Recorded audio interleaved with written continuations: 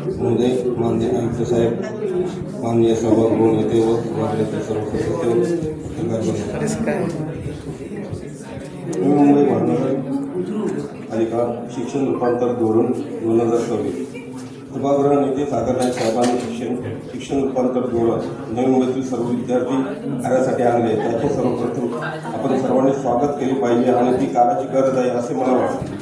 अध्यक्ष महोदय, आज आपण 21व्या शतकात आहोत. जगात आज पेक्षा पुढे गेला आहे. रोज नवीन नवीन क्रांती घडत आहे आणि त्यात शिक्षण क्षेत्र सुद्धा मागे आहे.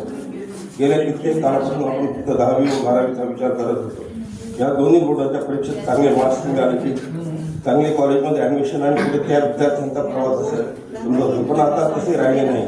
ज्या विद्यार्थ्यांना ज्या क्षेत्राची रुची आहे त्याच आपण प्राधान्य दिले पाहिजे. माझ्या मते विद्यार्थ्यांची मेंटल ॲबिलिटी टेस्ट, भौतिक चाचणी ही प्रथमतः एकदा 4थी व दुसऱ्यांदा स्थापित केली पाहिजे.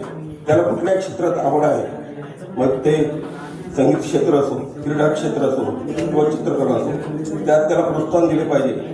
त्यानंतर ते पुस्तकी ज्ञानातून न फेकता ज्या क्षेत्रात ते त्याला आवडते त्याला प्राधान्य शिकवून दिली पाहिजे, जेणेकरून पुढे तो त्याचे करिअर घडवू शकेल. पण हे सर्व करत असताना आपल्याला त्या दर्जाचे शिक्षकसुद्धा आपल्याकडे असणे गरजेचे असणार आहे.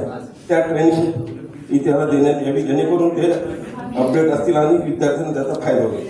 विद्यार्थ्यांना या सर्व बरोबर रोबोटिक नॉलेज AI तंत्रज्ञान आधारित नवीन सुद्धा 7वी नंतर आपण सुरू केली पाहिजे, जेणेकरून विद्यार्थी 16 वर्षाचा होईपर्यंत स्किल ट्रेनिंग घेऊन आपल्या पायावर उभा राहू शकेल. परवाच्या महासभेत सर्व नगरसेवकांनी CPSE शाळा सुरू करा म्हणून मागणी लावून धरली होती. पण माझ्या मते आपल्या महानगरपालिकेच्या सर्व शाळा इंग्रजी माध्यमाच्या करा व मराठी हा आपला मातृभाषेचा विषय सक्तीचा करा. जग बदलत चालले आहे. इंग्रजी भाषा ही आता काळाची गरज बनली आहे. आपण आपल्या मुलांना स्वतः इंग्रजी शाळेत प्रवेश देतो, मग या पालिकेतील गरीब विद्यार्थी का इंग्रजी माध्यमात शिकू नये. टप्प्याटप्प्याने आपण पालिकेतील सर्व शाळा या इंग्रजी माध्यमात करा असे माझे मत आहे. विद्यार्थ्यांना चांगले शिक्षण देणे तितकेच महत्त्वाचे आहे. आपले जे क्लासरूम आहेत ते डिजिटल झाले पाहिजेत.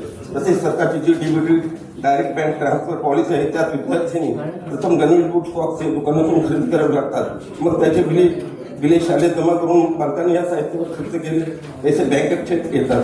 ही कुठेतरी थांबली पाहिजे. महोदय, पालिका शाळेत येणारा विद्यार्थी प्रामुख्याने झोपडपट्टी विभागातून मोठ्या संख्येने असतो. त्याच्या पालकांची आर्थिक स्थिती नसते म्हणून त्यांना पालिकेच्या शाळेत घालतात.